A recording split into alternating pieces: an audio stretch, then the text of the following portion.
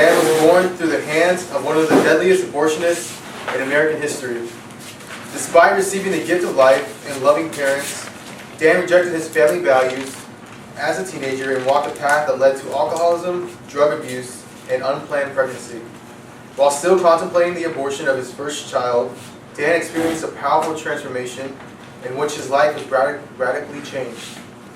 Through his own experiences of grief and joy, Dan now gives much of his time to encouraging high school and college students in Kansas City. So let's hear it for Dan Compton. So last day of camp. Y'all go home today, right? Like right after this? Yeah. Okay, so hopefully you're not like ready to go like right now and hang with me. So I gotta be honest, I'm so excited to be here with you guys. And I don't know any of you. Man, I love that you guys are here. I mean it. I love that you guys are here and that you're learning. I like to see some guys here. That's awesome. Man, I love that. And whether you know it or not, you have a lot of people that have been praying for you. And around the country, I've been praying for you since I found out I was going to have the opportunity to come speak. And the deal is that we've been praying with expectation. That while you're here, something changes. That who you were when you came in is not who you are today. And now the person that's going home is different, thinks differently, and processes things differently. Because you see, here's my big concern when I talk to high school and college students, is they get excited about stuff, and then something changes, and they stop being excited about it. You know, we often call pro-life a movement. I say that. I mean, a lot of people say that. But here's my concern with that, is that movements stop. And this is way too important to stop. And so what I want to spend time doing today is I just want to encourage you, as you leave, I want to tell you a little bit of my story. Because like I said, this is something that's way too important. Way too important. And you see, the thing that we're praying for you is that you are the leaders that continue to drive change in Texas. And listen, I'm going to say something big because this is how I'm praying for you, is that you change around the world. Abortion isn't just a Texas issue or just in the United States. I'm sure you guys have learned about that this week, how prolific it is around the world. And together, I mean, we all believe in you guys. That's why we do this. But here's what's critical. Absolutely and totally critical. Is that your belief, your message has to be founded on unshakable foundation. We got to get on the same page with that. I'm sure you guys have talked about it this week, but we got to get on the same page about that this afternoon. And to do that, I got to go way back to the beginning. And I mean like the beginning. My favorite book in the Bible is the book of John. I love the book of John. I love how it speaks. And my favorite 5 verses in the book of John are the first 5 verses. And they go like this. And you guys probably have heard these, right? In the beginning, the Word already existed. The Word was with God, and the Word was God.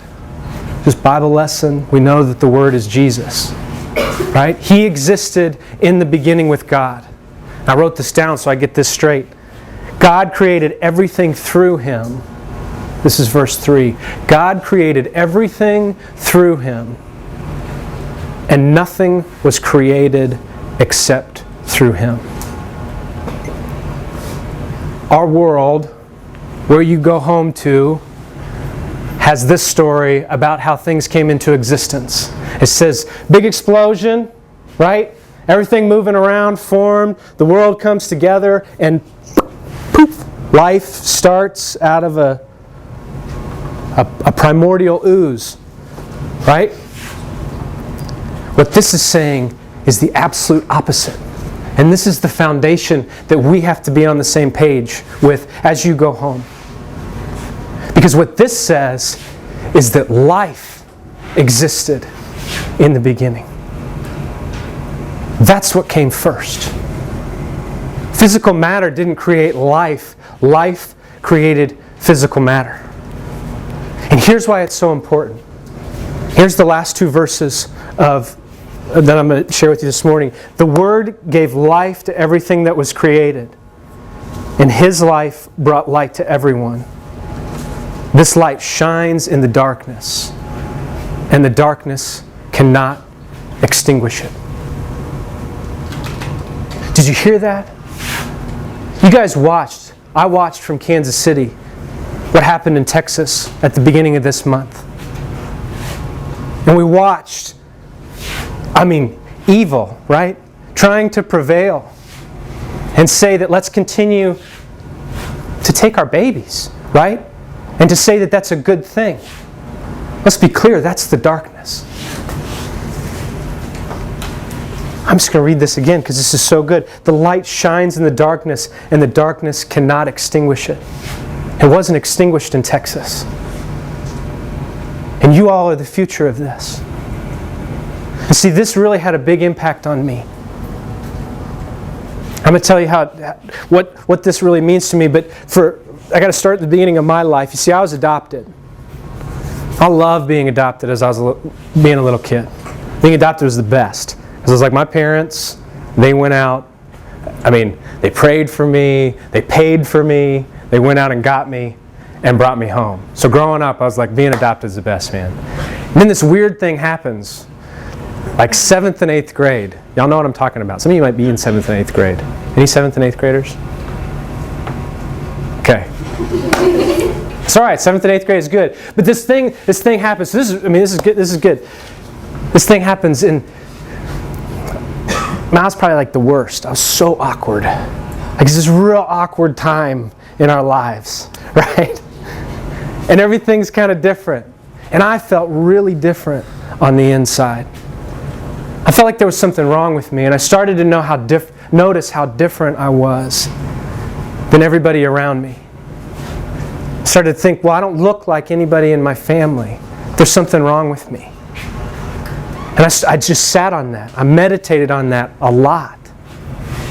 And it really affected who I was. Because I started searching for something to fill that hole that I had created inside of myself, or that already existed inside of myself. My parents were trying to encourage me. And when I was 17 years old, I looked at them and I said, no thanks. I don't want your values. I don't want this Jesus you speak of. That sounds kind of crazy. I don't want anything to do with any of that. About the same time, I was out and had a friend offer me alcohol. And I drank it. And I got drunk. And the next day I said, that was the best decision I've ever made. For that night, I felt powerful. And that afternoon, I said, I'm going to do everything I can from this day forward to get drunk every day. I'm going to live hard, and I'm not going to live very long. That's a really stupid plan. And unfortunately, it's not a very hard plan to achieve. And so that's what I did. I started seeking out ways to get drunk every single day. In high school, after high school, in college. Somehow I got through college. It was a really weird time that I don't really remember very well. And for the next 7 years after high school, I drank every day and got drunk every day. I remember specifically, there was only 3 consecutive days during a 7-year period that I didn't do that. Every other day was the exact same. Remember, I lost my first job out of college because of alcohol. I lost my second job. Lost my third job. I quit my fourth job because I was going to get fired. So I was getting smart. I'm not going to let them fire me. I'm going to quit. But here's the thing. While everybody in my life left, nobody was interested. The thing that I hadn't calculated in my master plan was what it would do on the inside. For that 7 years, every morning at 3 o'clock in the morning, I mean like on the dot 3 o'clock in the morning. Like I'd wake up and I'd go, oh my gosh, if it's 3 o'clock in the morning. Look over and it's 3 o'clock in the morning. I would wake up and I would be terrified. I mean like so much to the fact that I couldn't breathe. I felt like something was standing on my chest. A lot of times I wouldn't know where I was. Most of the time I wouldn't know how I got to where I was. But that's not what was terrifying. What was terrifying for me is that in a few hours I was going to have to wake up and I was going to have to do it all again. And I prayed this disgusting prayer for 7 years. I said, God, just push the life out of me. Suffocate me. We're already there. It's already happening. I don't want to live anymore. My life isn't worth living. And it was awful. And you'd think I'd ask for help or stop doing that. But I didn't. I'd wake up and I'd do the same thing that I had done the day before, over and over and over again. Now during this time, one good thing came my way. And it was this incredible, beautiful, compassionate girl. And I was immediately in love with her. Remember after the first night I met her, I called my buddy and I said, that's the girl I'm going to marry. And he was like, all right, chill out. But I knew it. That's who it was. And she was so incredible and wonderful that I lied to her every day. I lied to her about who I was.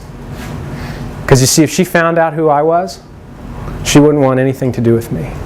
So I hid my drinking from her. I was a gentleman. I would drink in front of her some, and I'd drop her off at her house, and then I'd go out drinking.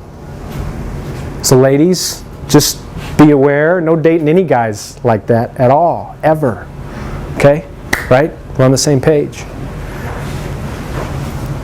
Remember one night we had gone out and she started getting this terrible pain in her stomach.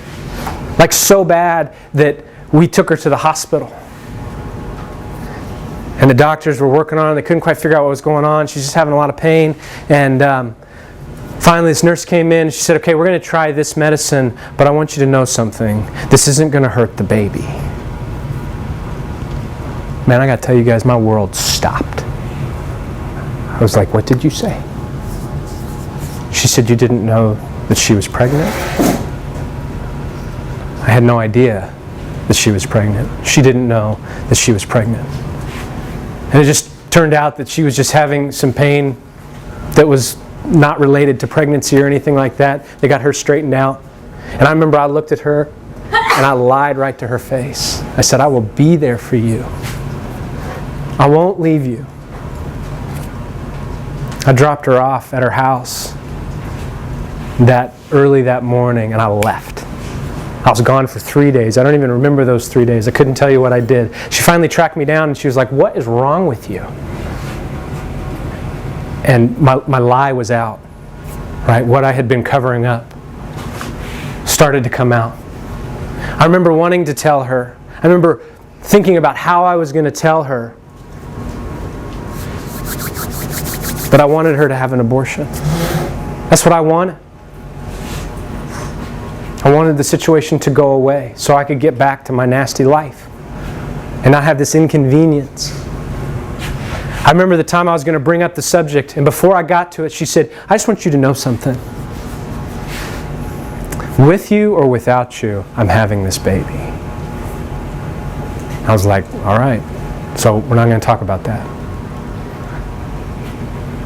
It went on for me. I didn't want it. And this all came to a head on February 10th, 2008. 3 o'clock in the morning. I was sitting on my couch. Like I became aware of myself. Like I was just sitting down. I must have been blacked out or something, and I sort of became aware of myself and that same feeling on my chest, pushing down. This morning was different than all the others though, because this morning I had extreme pressure on my shoulders. Like just pain, like the weight of everything in my life was pushing me down. So much so that I got on my knees. I was on my hands and knees in the dirty floor of my apartment.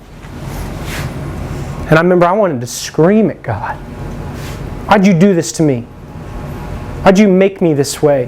Why'd you make me different? I couldn't say anything. I remember just weeping. Like I never knew what weeping was until that moment. My whole body let go. I couldn't be a dad, a husband. I mean, that wasn't even in the picture. I was worthless. And I remember saying that to God. I said, I'm worthless. He said, no, you're not. I still love you. I said, wait a second. You don't understand. I don't have anything to offer you. He said, that's okay. I still love you. And what do you want me to do? And it was like every conversation that I'd ever had with anybody that was positive came into my head at that moment. And I was flooded with memories of being a kid. And before I started drinking, and my youth pastors and the people that came alongside and said they were praying for me. And this is how your life can change if you would just follow this. And like that, the only Bible verse that I think I ever memorized in my entire life came to mind. And it was in Acts 16. It's the gospel message in the shortest form. Believe in the Lord Jesus and you will be saved. I said, okay. Save my life. I could see it. Is that His life, that He died for me, and that He proved it all by raising from the dead. And I was changed. I went to sleep right after that. I got the best 5 hours of sleep I ever got in my life.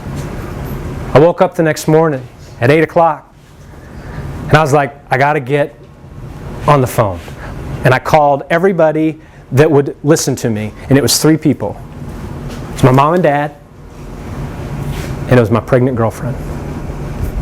I called my mom and dad and I said, hey, I'm coming over. And I called her. I said, hey, what are you doing? She said, I'm going over to your parents' house. And I was like, that's weird. That's what I was going to ask you to do. So, great. We got there and I told them what happened the night before. And I told them I needed some help. A couple weeks went by before I asked her.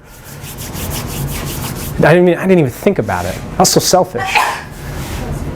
Why were you headed over to my parents' house that morning?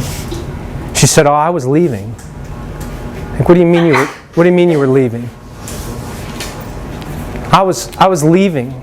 I was going over to your parents' house to tell them that if they wanted to have a relationship with their granddaughter, you see, it was a baby girl.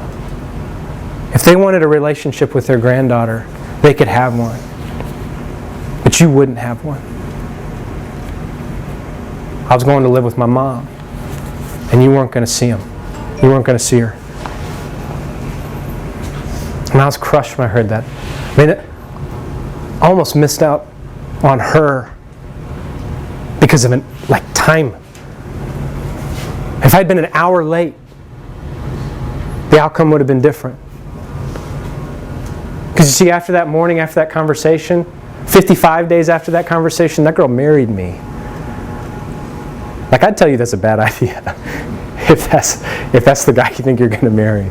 But nobody did, man. They encouraged us. And she married me. 42 days after that, I held my first daughter in my hands. It was the greatest moment. Because I felt all of my shame go away when I saw her and how I felt about not wanting her. For the first time in my life, I saw somebody that looked like me. That was so precious to me. I didn't know anybody that looked like me because I was adopted. My wife and I, and she's good. A couple years later, we found out we were having another daughter. And she was pregnant. And you see, all the years that I drank and the time that I spent doing that, I literally wanted to die. And I made this promise to myself. I said, if I live to be 30, I'm going to kill myself. 30's it. I'm over 30 now, so I'm glad that it's like 30's not that old. But I was going to kill myself when I was 30. And on my 30th birthday, I was sitting in the hospital holding my 2-day-old daughter with my 2-year-old sitting next to me. I had this big grin on my face all day, and I was like, man, are you laughing or what? Because this is awesome. You see, the moment that I stepped on that foundation, everything changed. I encourage you guys with that. That's the foundation that advances this message that you've been here learning about for a week. People will come into your life that you couldn't even imagine from this point on. And the things you've learned you'll use to change their life. On this foundation, you can't fail. Because it's just amazing. There's one in particular story that I'm going to tell you about coming in contact with somebody that completely changed the course of my life. That's probably happened to you already, where it's like, I didn't know what I'd be without this friend or whatever. But after this time here, at some point in your life, you'll come in contact with that person that'll make a different choice because they've known you. That's my expectation of you. Here's what this looks like in my life. So I got sober in February of 2008. In July of 2008, we get the phone call from my cousin's family, and she says, hey, not my cousin, my cousin's mom. She says, hey, Casey had her baby. She had been pregnant with her 3rd child. This one was a son, and she gave birth to him. We were like, that's great. Thanks for letting us know. And she said, but you need to come down to Wichita right now. See, I lived in Kansas City. You need to come down to Wichita right now because she's bleeding to death. We don't think she's going to live. So my mom and I, we hopped in the car and we started driving down to Wichita. We didn't know if she would be alive or dead by the time we got there. And we get there and we finally get to see her, and we get to see this baby next to her, and she's in the ICU, and here's this baby. It was the weirdest scene. It was all backwards. But she was awake, and she had started to get better. So we were like, that's great.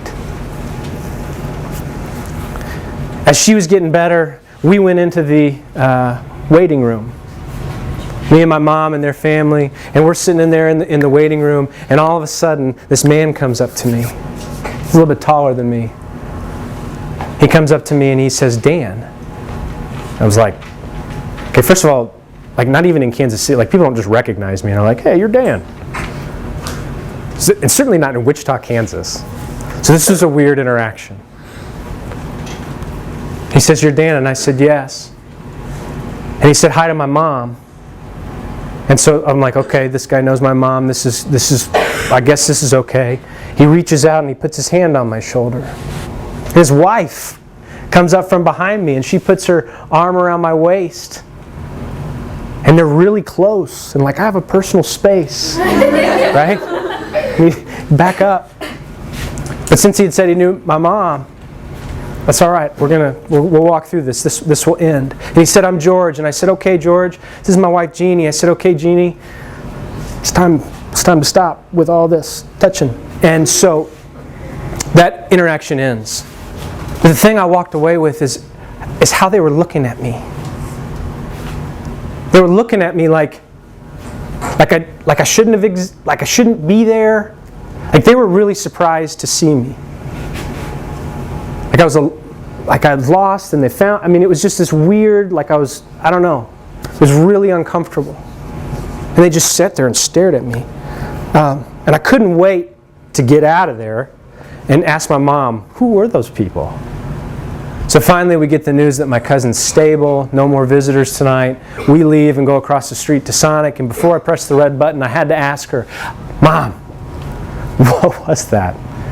That was weird. And you know when Mom's about to drop some knowledge? Kind of the air sucks out of the room, right? You guys know what I'm saying? My mom looks at me, she kind of turns in the seat and she says, I never knew how I was going to tell you this. She said, I couldn't tell you this when you were a little boy. Because this isn't the type of thing that you tell little boys. And I couldn't tell you this when you were drinking because I didn't know what you'd do with it. And I was like, okay, there's a lot that I don't know all of a sudden. She said that man was George Tiller. And I was like, George Tiller? Like the abortionist George Tiller? She said, yeah. I said, wait, George Tiller, the abortionist that, like, self-proclaimed, has performed on his own 50,000 abortions? That George Tiller? Yeah. That George Tiller. I was like, whoa. So how does he know me? And she proceeds to tell me the story of my birth mother. My birth mother was born and raised in Oklahoma. And she got pregnant with me, obviously. And I was an accident. I was a mistake. I was something that needed to go away. She was whisked away out of Pond Creek, Oklahoma, about halfway through her pregnancy, little tiny town. I went to Wichita, Kansas to seek the services of George Tiller. So they meet and they have a conversation. Now obviously I'm standing here, they didn't perform the abortion, right? But not only did they not perform the abortion, George Tiller and his wife took this woman in to their home. And she lived with them for the last 3.5 months of the pregnancy. In my mind, that's the most dangerous place that an unborn baby could be, is every day in the presence of that. At the same time, my parents couldn't have children. As they were praying for a child. In vitro fertilization was something that was new and available to them, and they had said, that's not for us. We don't like the idea of that. That sounds wrong. And so we're going to be faithful, and we're going to wait. God, whatever you would give us, we'll take, and if you give us nothing, we'll accept that. And at the same time, here I am in the house of an abortionist, waiting to be born. What's amazing to me is that when I was born, he was the one that delivered me. The first person to touch me was George Tiller. I can't get my mind wrapped around that. 50,000 others, and then there's me. I don't understand that at all. But nevertheless, my dad's brother knew George Tiller. My dad's brother told George Tiller, hey, my brother and his wife can't have children. And George said, I have a baby to give. He actually wanted to bring me over, like, here's your baby. But my parents got, thankfully, lawyers involved, and we didn't do that.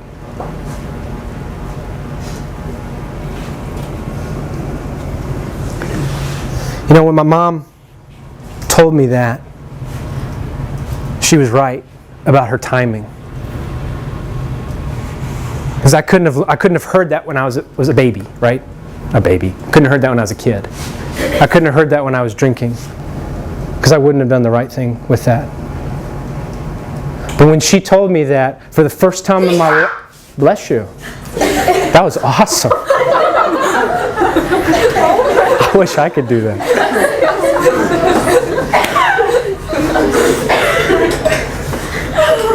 For the first time, that was great. For the first time, right? So for the first time, I hear this story. And for the first time in my life, I had a purpose.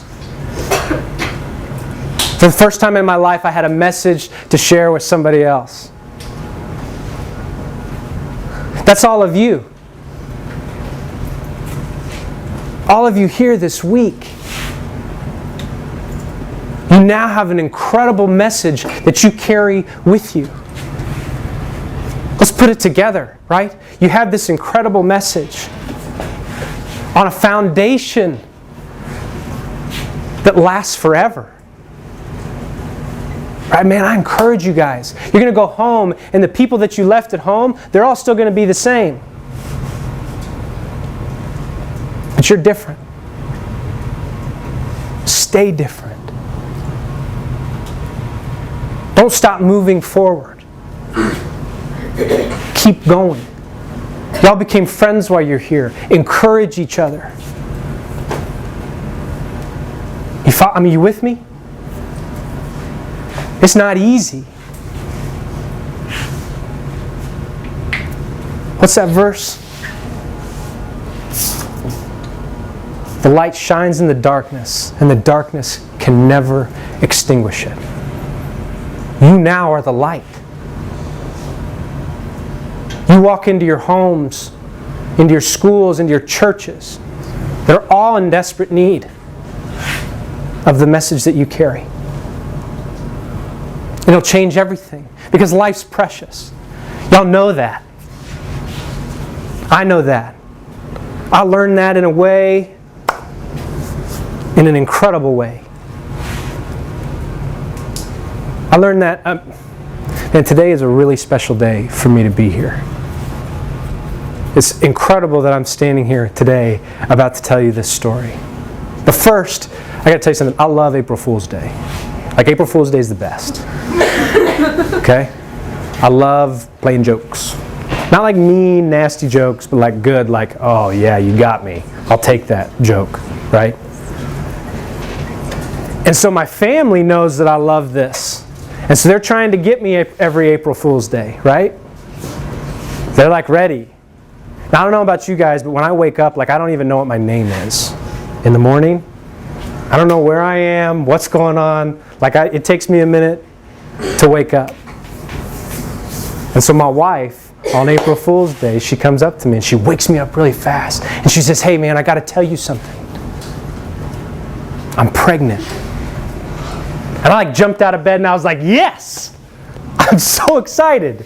And she was like, what is wrong with you? April Fool's, man. We've got a 6-month-old baby in the crib. I need a break.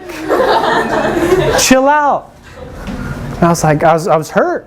I was like, how do you do that to me? You know what the best part of the story is? Joke was on her. Because she was pregnant. We found out about a week later. I mean, best ever. Even better, it was a son. I had 2 girls, and I love my little girls. There's nothing better than being the dad of a son. Like, I don't understand little girls, I don't understand big girls, but I get my little boy. Like, right, we're on the same page. So we were having a son, and I was so excited. And I remember I got to come down to this camp 2 years ago. And I told all the students there about the fact that I was having a son, and I was so excited. I was going to have 3 kids, right? I mean, it's the best. I remember the next day I got home late that night, and the next morning my wife told me on my way out, she's like, hey, I got a doctor's appointment today. And I was like, oh man, I don't know if I'm going to be able to make it. I just started a new job. I don't know if I'll be able to make it. And I was sitting there in my office and I was like, you know what? Forget it. I'm going to go hang out with my lady and spend some time with my baby. And that's going to be good. And I'll surprise her. So I was there waiting for her when she got there. And she was excited. Like, good surprise, 10 points. And even better, the lady comes out to get you and she says, hey, we're ready for your sonogram. And I was like, score. I get to hang out with these guys and I get to see my son. This is going to be the best day ever. We get into the sonogram room, whatever you call it, and we lay down and get her set up. And the image comes up on the screen and immediately we know something's wrong.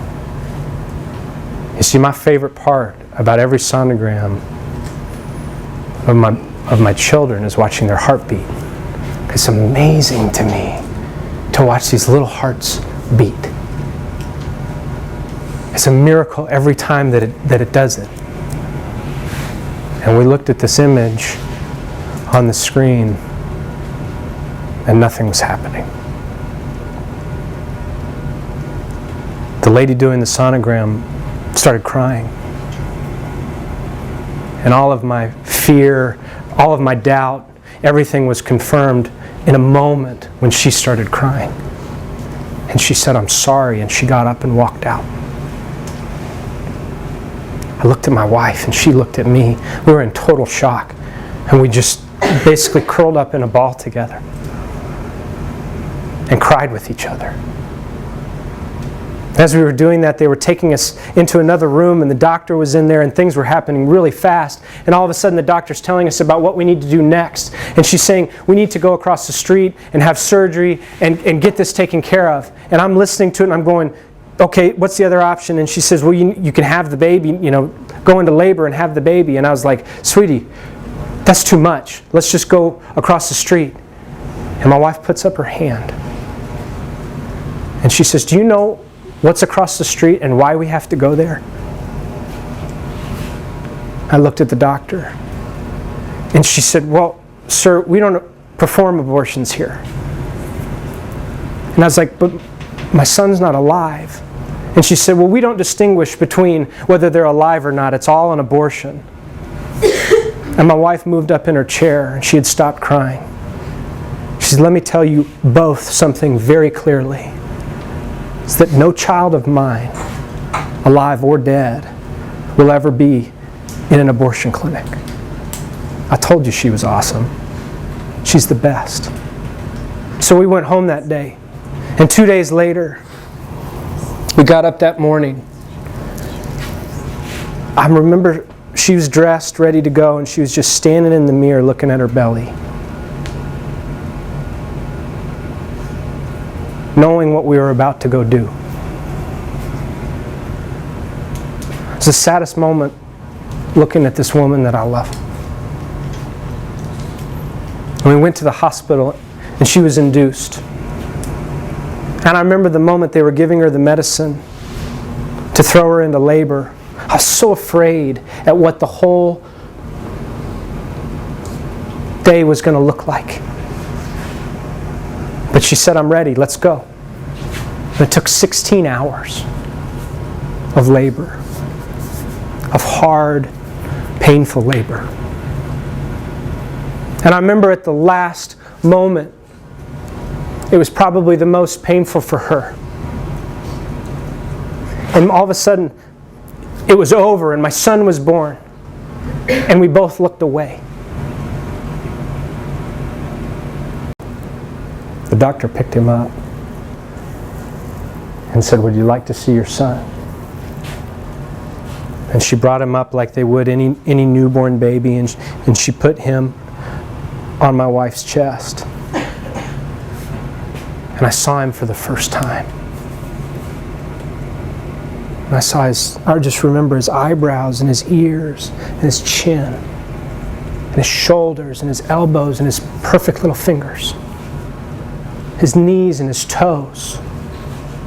He was all there, all perfect. All of a sudden I could look at him and I can say, I know what my little boy looks like. The doctor said, we know what happened now that we can see him. His umbilical cord had tied in knots and he suffocated. It was an accident. I mean, it was just an accident. And we had lost him. We got to spend an hour with him. We prayed over him. We named him. We named him Samuel. I named him Samuel after Samuel in the Bible. If y'all know that story. Hannah had prayed to God to have a son. She couldn't have children. And she said, God, if you give me a son, I will give him back to you. I'll drop him off. And God heard Hannah's prayer, answered Hannah's prayer, and gave her a son. And Hannah fulfilled her part of her promise, is that when Samuel was old enough, she dropped him off. He ended up becoming a priest, and she left him there. We named him Samuel because after that hour, we gave him away. We gave him back. A week later, we had a funeral for him. And I stood up in front of all of my friends and family. I had to. You see, the day before, when I was here at this camp 2 years ago, I'd read this book. It's called Raising a Modern Day Knight. It was actually a really good book. And it was all about raising a son. And I was so excited all day long. I remember my buddy and his son picked me up from the airport. And they were like I freaked them out after they picked me up. Because I was so excited. I told them all my plans for my boy. And those plans were all smashed. And so at his funeral, I shared those plans. And you know, we got better. We healed. And it took a while. Here's the awesome thing about all of that. Is that a few months later, my wife and I found out we were pregnant again. Like, we're good at that or something. I mean, it just works. Right? And not only were we pregnant, but we were pregnant with a son. I almost fell on the floor when they told us what his due date was. I'll never forget it. They said, well, it looks like his due date is July 27th. 1 year later.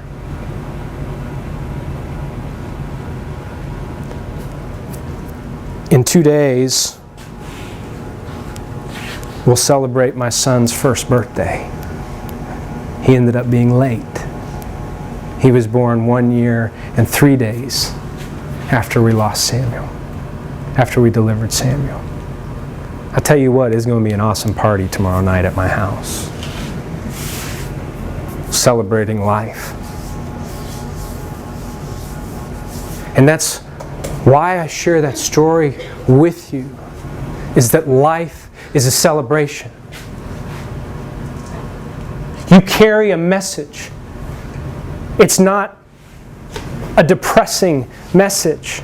It's not a discouraging message. It's a message that you yourself can celebrate. And that motivates you to continue going forward. Put that on a foundation that lasts forever. And you guys are unstoppable.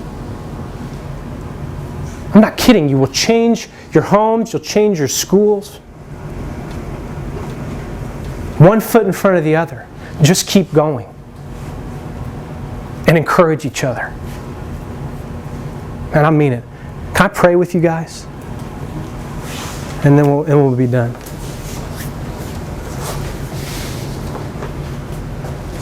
God, you are awesome.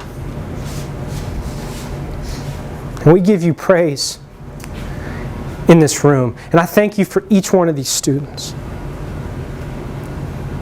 I pray as they leave here within the next hour or so, and that you would start in them something that you bring to completion.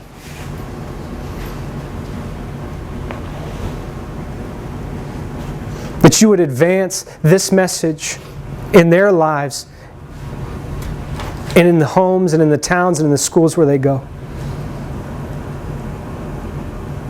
God, I thank you for the things that you've taught me. And I pray that in this message, most of all, that they see you. How we give you praise. In Jesus' name, amen. Man, thank you guys so much for letting me share.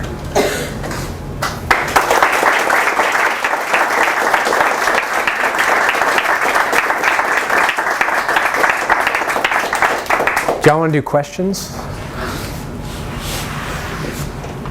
Do you have any questions? How did you and your wife cope with that? So, yeah. On how my mom had the same miscarriage. My little sister,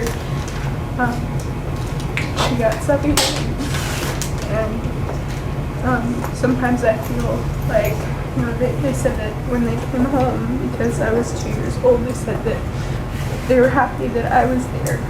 But I've had a horrible past 5 years, and I feel ashamed Yeah. for what I've done. And when they tell me that, I just feel like, okay, what do I do in that situation? Right. I feel ashamed for what I've put them through. Sure. Well, if there's anybody that can relate to putting people through something, I'm with you on that. Your first question, how we dealt with that grief. A good friend of mine, pastored our church, on that day that we found out, he grabbed me around my neck and he said, walk all the way through your grief. I'd never heard somebody say that before.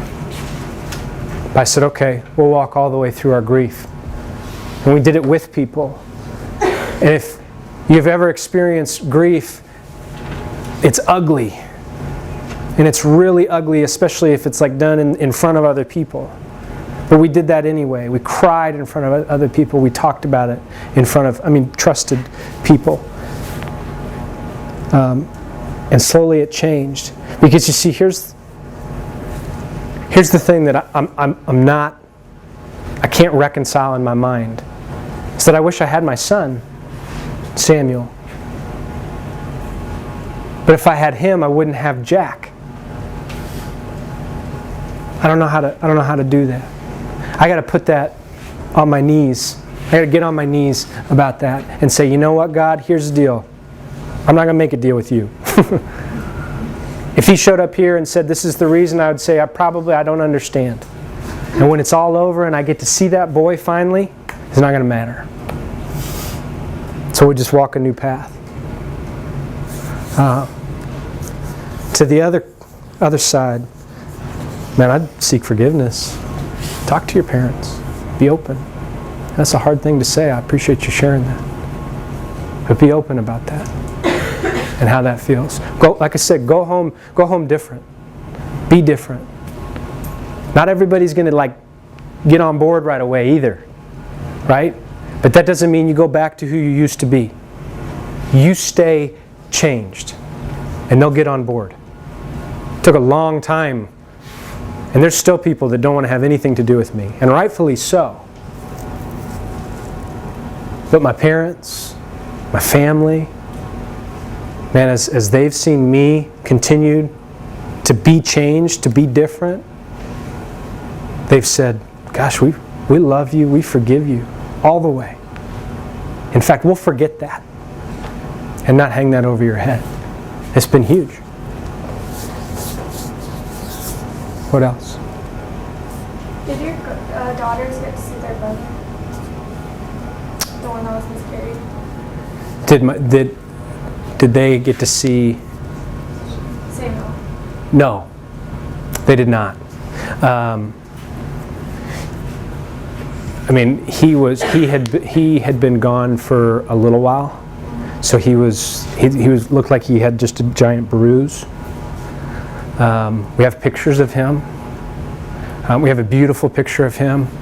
That was what I was thinking. I have a beautiful picture of him holding my wife's finger, because he was smaller, right? He wasn't full term. But his little hand, it almost looks like he's like a normal size, like somebody's going like this, but he's so small. His hands just is on her finger. And it's a beautiful picture. We'll share that with them when they're the right age. But the most amazing thing happened one night. I was talking to my daughter, and we had told her everything. We were honest with her about the fact that he died, that we lost him, that he went to heaven. And I remember asking me one night, she said, Dad, did you ever hear Samuel cry? And I remember that it was like somebody just took a bat and just kind of lobbed it right into my stomach. Because that was the one thing, as I look back on that, that's the one thing that was so painfully absent from that experience, is that there was no cry, there was no movement, there was nothing. It was void of all of that. So we explained to her that no, we didn't. And then she said, I bet he can talk now. And That was it for me. She got it. She understood it. And that was it for her. She reconciled that in her mind. He's okay now. You know? So, I mean, we'll share more with them, but yeah. What else? Growing up, did you ever wonder about your birth mother or your birth parents? Yeah. Yeah. Always wondered. But you know, here's the thing, and this is kind of where I put that for me was, she gave me up for adoption, and my parents are my parents, like my adoptive parents. They're my mom and dad, and God did that. You know, especially growing up, that was just kind of clear to me. It's like this just worked. I didn't start having trouble with it until I was, you know, really in high school. But at that point, what I said to myself, she gave me up, so she gave up her right also to find me, and I lost the right to go find her. So I was kind of started to get angry about it, but it prevented me from ever pursuing that relationship. And I never have. I know some things about her. I know her name. But you know what? I don't know what it would do. I don't know what she went through. Right? I look back on her and what I know of the whole story, that she was the one to say, I can't go through with this. Because I don't believe that an abortionist, George Tiller, didn't say, you know what you should do? You should keep this baby. Like, I don't think that was the way he would communicate with her. And so, just basically on faith, I look at her and say, you know, I think she's the one that made that decision. And so, where that comes to in my heart is that I pray for her. I love her, but I don't know what kind of pain that all caused her. I don't know anything about the birth father. And so, I mean, she obviously does. And so I just don't know, you know, what would that do to her, me coming into her life. But I always wonder about it. I pray for her all the time. Have you ever figured out or got an idea of why George Tiller delivered you? Because obviously, even if he had decided to have you, that was totally unnecessary for him to do. Yeah. Do you have any idea? I don't. The only conclusion that I can make is that he wanted to bring me to my parents. There was some sort of investment that he had in all of that. It doesn't make any sense to me either. And how did he recognize you as an adult? That's what's crazy. I have no idea. I think he recognized my mom, actually. And he didn't say hi to her first. He just went for me. Because they had met, obviously. And remember, my dad's brother knew his family. So at some point, I don't know if pictures went back and forth or anything. But it was clear to me on that day that there was a lot I don't know about my own life. And that actually creeped me out quite a bit. I have two questions. Sure. Is George Tiller still pro-choice? George Tiller's dead. He was shot and killed that next spring in his church. So somebody drove from Kansas City down to Wichita and shot him. Yeah, and he never stopped performing abortions. Ever. You know, and it's one of those things where I've had people come into my life at a time and make me aware that what I was doing was wrong. I've had somebody share with me, a number of people in the past, questioning, do you ever wonder if that helped George Tiller, like what he thought about seeing you? Because, I mean, here I am, just like every other baby would have grown up, right? I don't know how you reconcile that. I hope he struggled with it. I mean, I hope it changed his heart. Ooh, that's hard to say, but I do. And my other question was, I've heard that from multiple people that adopted kids struggle, like even if they're really, really happy with their adopted parents and stuff, they struggle with like, you know, depression and abandonment issues and like identity issues. Do you think that's true? Yeah. All of I mean, all of them? I wouldn't generalize that. I mean, but it was for me. I mean, of the people that I talk to that are adopted, there has to be something. Let me say it this way: if I didn't have Christ in my life, I would have identity issues. That's where everything changed. And so, I think we all have identity issues. I think Jesus is the answer to that identity issue. We are someone in Him, but you know, I certainly did, and it almost killed me.